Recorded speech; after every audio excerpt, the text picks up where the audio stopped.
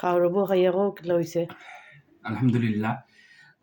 আমরা আসলে বাঙালির একটা মজার খাবার হইল গিয়ে এই রোজার সময় মজার একটা খানি হইল গিয়া এই মুড়ি ভর্তা।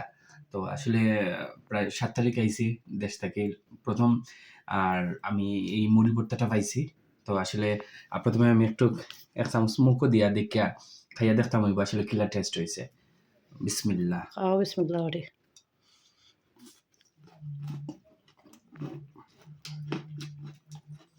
আলহামদুলিল্লাহ। মাশাআল্লাহ। খুব টেস্টি। এই অনেকদিন যাও পরে খাইলাম। খুবই টেস্টি হয়েছে।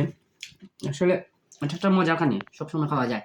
তানার একটা সিক্রেট রেসিপি দিয়া আসলে এই মুড়ি ভর্তাটা বানাইছেন। আসলে খুবই মজাদার এবং সুস্বাদু।